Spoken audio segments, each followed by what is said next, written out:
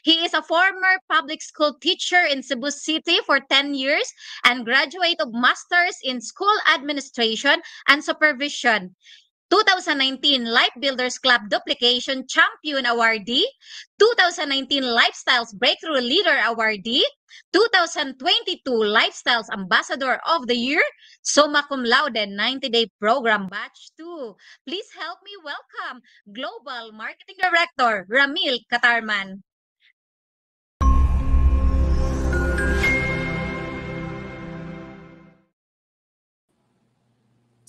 Good morning, students! Yes or yes, good morning to all our more than 1,000 students in this 90-day Momentum Program Batch 12. Yes or yes, are you all excited? Because I'm still on fire. Yes or yes?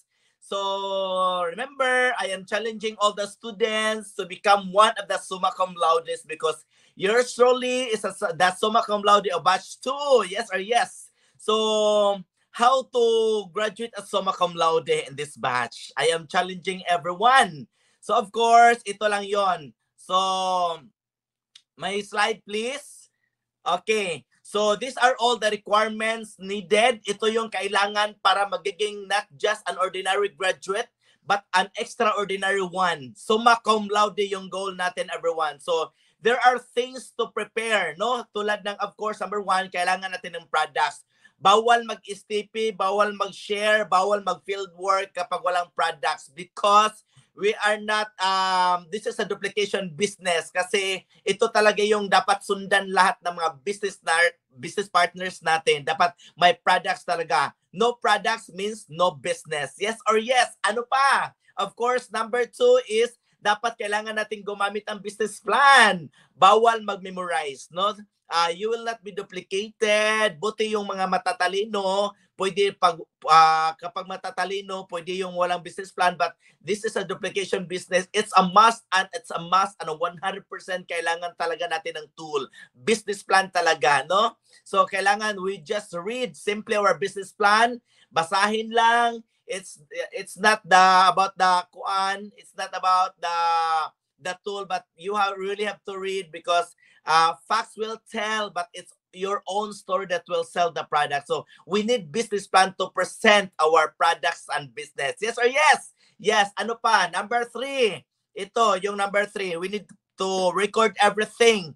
Kailangan natin ng monitoring to evaluate, to check, to double check what's going on with our field works. No, kailangan talaga natin ng packet monitor. Doon natin i-record lahat ng mga activities natin. Battle sold, for follow-up, sign up, everything. Yes or yes? Yes. Yung packet monitor is the basis of the grading, who will graduate and who will be awarded, who will be the awardees of this batch, 90-day Momentum Program Batch 12. Yes or yes? Yes, I am excited because I am on fire, because I am excited once again to give my all in the field. Yes or yes? Number 4, of course, kailangan din natin mga listed people. There must be continuity of our list of people para tuloy-tuloy yung mga ginawa natin, no? So there are guides, no?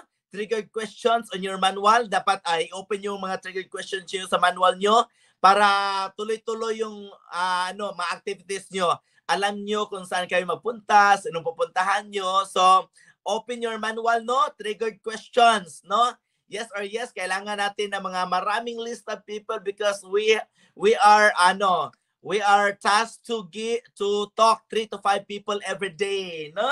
So kailangan natin ng maraming mga list of people. Of course, aside from which prospecting is everything. You really have to make friends sa mga strangers, no? Yes or yes? Yes. Number 5, ano pa? Of course, number 5 is setting appointment script, no? Kailangan nating yung mga busy na kakausapin natin, yung mga prospect natin na mga busy, kailangan talaga natin may matutunan kung paano sila i-set appointment, yung mga busy people at saka working people. Since they are very busy, since they are working, so we need their complete name at saka cellphone number at saka i-set natin yung appointment. DPT lang talaga, date, place, and time. For for the script, so kailangan natin na i-open at mag-study doon sa manual natin. Mag-self-study tayo sa doon sa manual natin. Yes or yes? Yes, madali lang yung setting appointment kasi of course, no? Of course, everything talaga ika-copy lang natin from our manual. Yes or yes? Yes. Next, what is number 6? Home visit, no? So, sino ba yung home visit natin? Home visit natin. So, may script din tayo sa manual natin. Sila yung mga tao na anytime na pwede natin puntahan. They are not busy, they are not working, nasa bahay lang sila. So, kung alam nyo na wala silang trabaho, nasa bahay lang, so puntahan agad. So, for the script for that, nasa manual natin, dapat i-open na yung script dyan. Study. So, kailangan lang natin mag-study, give time to study, give time to learn, no? Give ample time for everything para, of course, ma-duplicate natin yung system natin. Yes or yes? Are you all excited? Yes. Ano pa? Number 7. Meron pa ba? Number 7 is prospecting scripts. So, ito yon. Kasi our business is a business of strangers, no? Talking to strangers, no? Ang yung pinaka-best na magiging business partners natin dito, mga clients natin, mga prospects natin are strangers. So, kailangan, we really have to master prospecting, no? For the script for this, so nasa manual din natin, kailangan talaga na each one of our distributor, kailangan talaga may manual for the reference of everything na ano gagawin natin dito sa business natin. So, kailangan talaga, so katulad ko, of course, kahit saan ako magpunta, kahit anong ginawa ko, maka-share talaga ako, maka-meeting talaga ako, maka-sipit talaga ako, at saka makabinta talaga ako ng mga bottles. Yes or yes?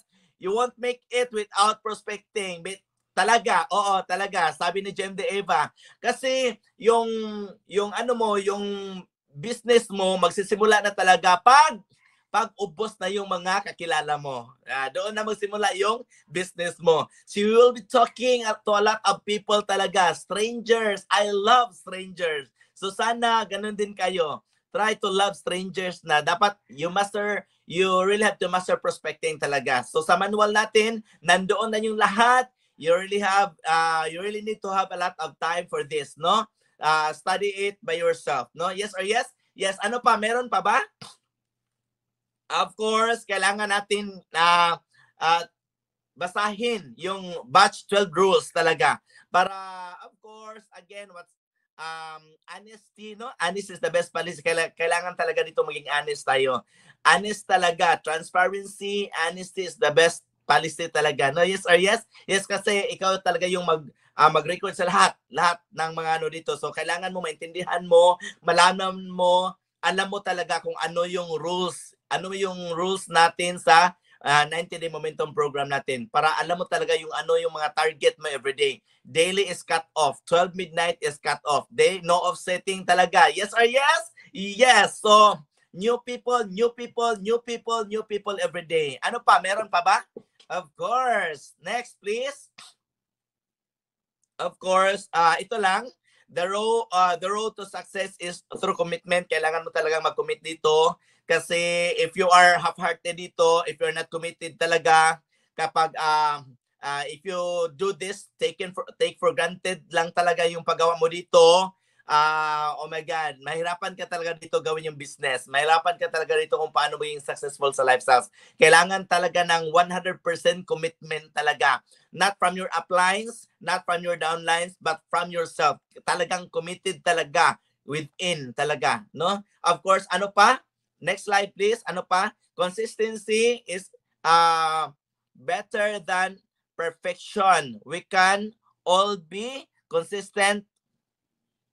Perfection is impossible. So, consistency is more powerful than intensity. Kailangan mo talagang maging consistent. Not just sa beginning, not just sa simula. Katulad ko, when I started lifestyles, I am very consistent, no? I am very consistent with my activities.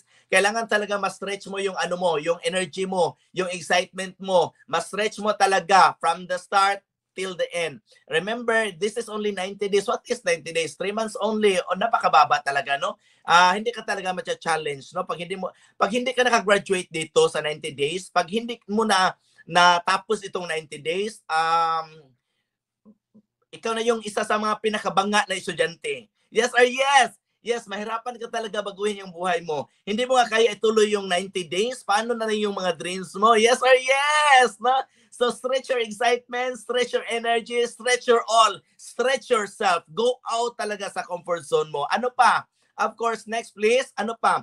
Give your best effort because you are worth your best effort. Yes or yes? Yes. Talagang dapat i-give mo yung all mo. Dapat ang lahat-lahat, dapat wala ka nang iwan sa bahay. Dapat every time na lalabas ka, mag-stay ka, mag-field works ka, dapat yung all mo talaga ibigay mo, yung best mo talaga ibigay mo, parang wala ka nang regrets. Yes or yes? Ano pa? Ito, last na to. Do what you love and love what you do. Don't do anything for money. Everything should be for love. Yes or yes? So kailangan mo talagang gawin yung business all out of love. No selfless, grabe. Yung love talaga yung pinaka-importante kasi pag love mo talaga yung ginawa mo, hindi ka mahirapan. Pag love mo talaga yung ginawa mo, excited ka. Pag love mo yung ginawa mo, happy ka talaga. Yes or yes? Of course, pag love mo yung ginawa mo, magiging successful ka. So kasi do this for your family, for yourself, and for the people around you. I hope, kasi ako, I am a product of 90-day program. I am summa cum laude. I am challenging everyone. Yung mga malalaking dream, sana maging cum laude tayo lahat. No? Summa cum laude tayo lahat para, of course, yung mga dreams talaga natin matutupad. Thank you so much. I hope na-touch ko yung mga heart nyo. Sana ma-inspired kayo. Sana makagraduate kayo lahat sa 90-day Momentum Program Batch. So thank you so much and God bless everyone. Good morning. See you at the field.